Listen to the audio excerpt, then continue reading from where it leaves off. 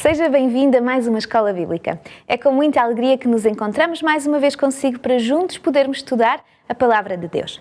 Continuamos com o tema sobre a mordomia, isto do que é ser um mordomo de Deus. Para hoje vamos ter em especial, este tema vai ser explicado de uma forma especial. Como sempre, contamos com a ajuda do pastor Daniel Vicente, que vai abrir-nos já a lição de hoje com o nosso sumário. Na sociedade de hoje, a palavra mordomo pode dizer-nos pouca coisa. Hoje iremos procurar entender o que significa ser mordomo no contexto bíblico do Antigo Testamento e como isso deve influenciar a nossa gestão da vida hoje, tendo em conta a nossa condição de mordomo de Deus. Também fazemos sempre a questão de abrir a nossa Bíblia para podermos desenvolver melhor este texto. Vamos fazê-lo através do livro de Gênesis. Vamos então poder lê-lo também através do nosso quadro, aqueles que não tiverem a sua Bíblia à disposição. Mas todos aqueles que tenham a Bíblia, por favor, podem abri-la em Gênesis, no capítulo 39 e no versículo 4. Vamos então fazer a leitura bíblica. José achou graça em seus olhos e serviu-o. E ele o pôs sobre a sua casa e entregou na sua mão tudo o que tinha. Este é um tema importante, vamos desenvolvê-lo com o pastor Daniel. Pastor Daniel, então, é um texto que nos diz que foi-lhe entregue tudo.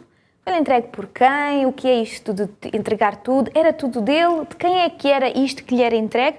Vamos aprofundar este tema? Muito bem. José, portanto, estava no Egito, ele tinha sido levado para o Egito como escravo, portanto, tinha sido vendido pelos seus irmãos, e depois levado para o Egito por vendedores de escravos e ali tinha sido colocado na casa de Potifar. Potifar era um oficial do faraó e, portanto, este senhor, que fazia parte da nobreza, dos nobres do Egito, ele viu portanto, em José, certas capacidades que poderiam fazer dele um bom gestor daquilo que eram os seus recursos, os recursos da sua casa. E então, tudo aquilo que eram os recursos do seu senhor foram colocados na sua mão, mas não eram dele, eram do seu senhor, eram de Potifar. Mas José estava a administrar todos esses bens da casa de Potifar, neste caso, como se fossem dele. Mas ele sabia que não eram dele, eram do seu senhor. Na qualidade de serviço, na qualidade de gestão, ele fazia como se fossem dele. Mas ele sabia que não eram dele, que eram do seu senhor, e geria-os de acordo com aquilo que eram as instruções do seu senhor e de forma a que esses bens pudessem ser usados da melhor forma ao serviço do seu senhor. Mas para ele fazer esta gestão foi porque Potifar, ao olhar para ele, ou ver o seu comportamento, o achou com características para o fazer. Que características são essas que deve ter um bom mordomo? No Antigo Testamento, e portanto naquela época, e até portanto ainda em séculos não muito anteriores ao nosso, o mordomo era sempre alguém que era escolhido pela sua capacidade de gerir. As pessoas olhavam para essa pessoa, viam que ele tinha efetivamente uma boa performance naquilo que era a gestão de negócios, tinha capacidade para ver se poderia faltar alguma coisa ou não, se era possível desenvolver ou fazer com que determinado bem produzisse melhor e pudesse dar mais lucros e mais recursos. Portanto, e ao mesmo tempo era alguém que granjeava o respeito e a confiança por parte do seu senhor. Aquele que o contratava, ou melhor dizendo, não era contratava, mas aquele que o tinha ao seu serviço, era, portanto, sempre alguém que percebia que podia ter confiança, que essa pessoa não o iria defraudar em relação às suas expectativas e que ele iria realizar adequadamente todas as funções que lhe tinham sido confiadas. A Bíblia, por acaso, fala-nos de alguém que tenha tido um comportamento diferente do de Sim, José? várias pessoas. Temos no Novo Testamento a personagem de Judas, por exemplo, não é? Exato. Que tinha a responsabilidade de ter os meios financeiros que os discípulos tinham, mas temos também no Antigo Testamento um caso até em que essa pessoa, portanto, que aparece no livro do profeta Isaías, Sebna, este homem foi até alvo de uma profecia contra ele, precisamente por ele não estar a administrar bem. Está no capítulo 22 de Isaías, esta profecia, e diz assim o Senhor Jeová dos Exércitos: anda, vai ter com este tesoureiro, com Sebna, o mordomo, e diz-lhe: que é que tens aqui? Como é que tu estás a gerir? Está Deus a perguntar-lhe, mas como é que tu estás a gerir as coisas que me dizem respeito, as coisas que têm a ver com a minha casa?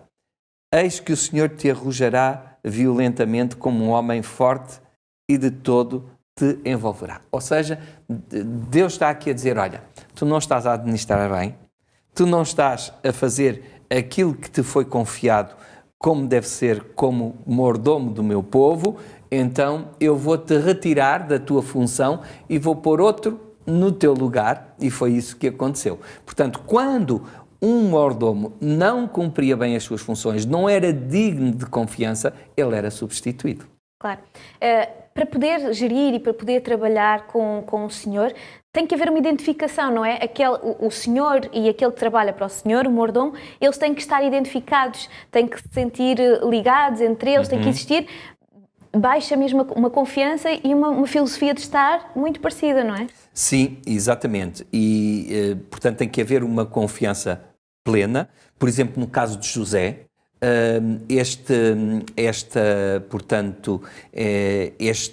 esta confiança foi perdida até por uma falsidade, mas foi perdida, porque José depois foi parar à prisão, não porque ele tivesse roubado nada a Potifar, não, a Bíblia fala-nos que José era um bom mordomo, porque estava ligado a Deus e, portanto, a maneira como ele administrava os bens de Potifar era porque o Senhor estava com ele em tudo o que fazia, ele deixava-se orientar nessa administração dos bens por aquilo que o seu Senhor lhe tinha dado a fazer. A verdade é que, num determinado momento, a mulher de Potifar, que era uma das coisas que lhe estavam vedada, não é? Ele não poderia administrar a mulher de Potifar, não é? Portanto, parece que José era agradável à vista e sentiu-se atraída por José e quis que, enfim, José de alguma forma se envolvesse com ela. E isso fez com que José, sabendo que isso lhe estava vedado, dissesse, não, como é que eu ia fazer tal coisa ao meu senhor, que confiou em mim, que me deu todas as coisas na minha mão, exceto isto. Isto não era. Tu não fazes parte daquilo em que eu tenho que tocar, aquilo que eu tenho que gerir. Não, tu não fazes parte disso. Ele colocou todas as coisas na minha mão, mas isso não podemos ir por aí. Mas só que ela arranjou ali um estratagema, portanto não vamos aqui nos demorar na história, podem depois ler essa história, portanto, em Gênesis no capítulos 39 e seguintes, e ele foi parar à prisão, mas não porque ele tenha traído a confiança do seu senhor, mas porque o seu senhor se sentiu traído na confiança em relação a ele. Portanto, há aspectos da vida que estão vedados ao mordomo, porque dizem só respeito ao seu senhor. Isto é muito importante saber, aparentemente é simplesmente uma história de vida, mas isto tem muito para nos dizer a nós, tem muito para nos ensinar. Sim, senhor, tem muito o que é que eu tenho para aprender com esta história? O que é importante eu saber como é que eu posso aplicar isto à minha vida? Muito bem. E eu convido quem nos está a escutar do outro lado a pensar nesta posição que Deus nos confiou, esta posição de mordomo que nos foi confiado a cada um de nós. Pense o que seria a sua vida sem Deus. pense naquilo que realmente Deus pede de si enquanto seu mordomo. Há aspectos, possivelmente, que Deus espera que não sejam da sua competência, mas tudo aquilo que Deus colocou na sua mão, tudo aquilo que Deus espera de si, por que não deixar que Deus possa efetivamente contar consigo como bom mordomo, tal como foi José, um bom mordomo para o Senhor. Muito obrigada. Esta foi mais uma Escola Bíblica em que tivemos a oportunidade de juntos estudar mais sobre este tema que temos falado ao longo das últimas semanas, o que é isto, de ser o mordomo de Deus. Hoje tivemos o exemplo de José. Vamos continuar durante esta semana a tirar mais informação, mais detalhes do que é isto de ser um mordomo de Deus. Contamos com a sua presença, contamos com estes momentos de troca de mensagens, de troca de conhecimento acerca da Palavra de Deus. Até lá, desejo que tenha um resto de momentos com Deus e que possamos encontrar-nos na próxima Escola Bíblica.